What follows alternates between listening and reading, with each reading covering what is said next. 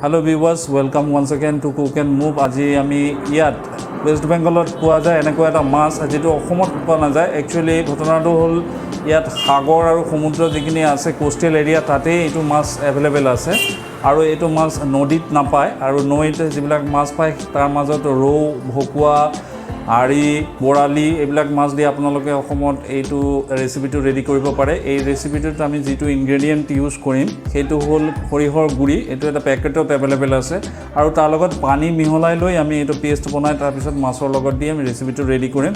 চ' guys চাই থাকক আমি কেনেকৈ ৰেচিপিটো বনাই আছোঁ আৰু আপোনালোকে এই মাছটোৰ যেহেতু তাত পোৱা নাযায় সেইকাৰণে তাত আপোনালোকে ৰৌ বাহু যিবিলাক ডাঙৰ ডাঙৰ মাছ আছে সেই মাছ দি এই সৰিয়হৰ গুড়ি দি পেলাই সৰিয়হৰ পেষ্ট বনাই তাৰপিছত এইটো আপোনালোকে ইউজ কৰি আপোনালোকে ৰেচিপিটো ৰেডি কৰিব পাৰে। এইটো মাছটো আমি আপোনালোকে অসমত নাপাব। এইটো মাছটোক ভোলা মাছ বুলি কোৱা হয় আৰু ইয়াত যিখিনি কোষ্টেল এৰিয়া আছে সাগৰ সমুদ্ৰ যি বুলি কোৱা যায় আৰু সেইটো এই সাগৰৰ মাছ হয়। এইটো নৈৰ মাছ এইটো নহয়, গতিকে এইটো আমি অসমত এটা পোৱাৰ চান্সেছটো যিটো আছে সেইটো একেবাৰে কম আছে। এইটো কাইট নাই এইটো মাছৰ আৰু এইটো মাছ আমি যিটো প্ৰিপেয়াৰ কৰিম সেইটো আমি মাষ্টাৰ পেষ্ট দি পেলাই ৰেডি কৰিম। মাষ্টাৰ পেষ্ট আজিকালি ঘৰত বনাব নোৱাৰিলে আপোনালোকে এনেকুৱা এটা ছানৰাইজ মছলা আছে ITC ব্ৰেণ্ড মাষ্টাৰ পাউডাৰ। এই মাষ্টাৰ পাউডাৰটো পানীত অলপ দি পেলাই মিহলাই সেইটো মাষ্টাৰ পাউডাৰ হিচাপে আপোনালোকে সৰিয়হৰ গুড়ি এই সৰিয়হৰ গুড়িটো আপোনালোকে ইউজ কৰিব পাৰে। এইটো আমি আপোনালোকক আজি শ্বেয়াৰ কৰিম আমি কেনেকৈ এই বস্তুটো ৰেডি কৰি আছোঁ, প্ৰিপেয়াৰ কৰিম আজি আমি এইটো ভোলা মাছৰ এটা ৰেচিপি। ফাৰ্ষ্ট অফ অল আমি এইটো গৰম তেল দি দিছোঁ ইয়াত আৰু তাত আমি এইটো ফ্ৰাই কৰিবলৈ এতিয়া দি দিম।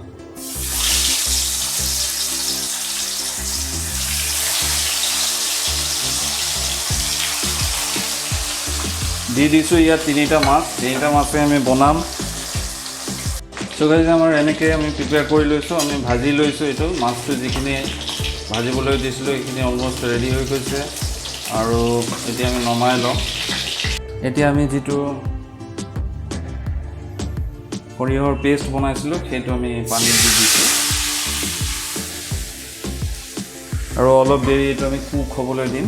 আপোনালোকে যিসকলে অলপ স্পাইচ খায় তেওঁলোকে অলপ বেছি পৰিমাণে সৰিয়হ দিব পাৰে পেষ্টটোত বনোৱা সময়ত আৰু যিসকলে অলপ লাইট খায় তেওঁলোকে অলপ কম পৰিমাণে দি দিব সৰিয়হটো গুড়িটো পানীত, তেতিয়াহ'লে এইটো লাইট হৈ যাব। আমি কিন্তু লাইট বনাইছোঁ, ইমান এটা আমাৰ ইয়াত সৰিয়হ গুড়ি আপোনালোকে দেখিবলৈ পোৱা নাই চাগে, কিন্তু কিয়নো আমি অলপ লাইট এইটো প্ৰিপাৰেশ্যনটো ৰেডি কৰিম আৰু লাঞ্চত এইটো গৰম ভাতৰ লগত আমি টেষ্ট কৰিম আজি।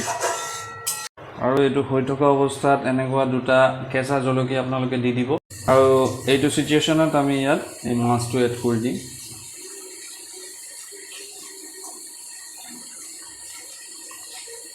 ফিছ ফ্ৰাই যিটো আমি বনাইছিলোঁ সেইটো আমি এড কৰি দিছোঁ ইয়াত। এইটো অৱস্থাত আপোনালোকে ইয়াত অলপ চেনি এড কৰি দিব পাৰে। আমি চেনি অলপ এড কৰি দিছোঁ, অলপ মিঠা হ'ব তেতিয়ালৈকে আৰু কেৰামেলাইজ হ'ব। সেইটো আমি চেনিটো অলপ এড কৰি দিলোঁ। নিমখটো টেষ্ট কৰি ল'ব আপোনালোকে আৰু নিমখটো দি দিব। চ' গাইজ এতিয়া আমাৰ এইটো কমপ্লিট হৈ গৈছে। এতিয়া আমি ওপৰৰ পৰা অলপ যিটো আমাৰ মাষ্টাৰ অইল আছিলে ফৰ্চুন মাষ্টাৰ অইল, সেইটো মাষ্টাৰ অইলটো আমি অলপ কেঁচা অৱস্থাত অলপ দি দিম ওপৰৰ পৰা। তেতিয়াহ'লে যিটো মাষ্টাৰ পেষ্ট আছে আৰু তাৰ লগত যিটো মাষ্টাৰ অইল আছে সেইটো গোন্ধটো হৈ থাকিব আৰু এনেকৈ অলপ তেল দি দিব, কেঁচা তেল, আৰু এইটো হৈ গৈছে ৰেডি। গতিকে আমি ওপৰৰ পৰা অলপ এতিয়া ছটিয়াই দিম ইয়াত যিটো আমাৰ কৰিয়েণ্ডাৰ লিভছ আছিলে সেইটো ধনিয়া পাতটো অলপ ওপৰৰ ফালৰ পৰা দি দিম। এইটো ভোলা মাছ বুলি কয় ইয়াত, আৰু অসমত কি বুলি কয়, অসমত পোৱা যায় নে নাযায় সেইটোও নাজানো বাৰু। তাত কি মাছ বুলি কয় সেইটোও মই গম নাপাওঁ, কিন্তু ইয়াত ভোলা মাছ বুলি কয় আৰু ইয়াত খুব এভেইলেবল হয় এইটো মাছ আৰু কাইট নাই আৰু টেষ্টটো ভাল হয়, সেইকাৰণে ইয়াৰ মানুহে সেইখিনি খায়।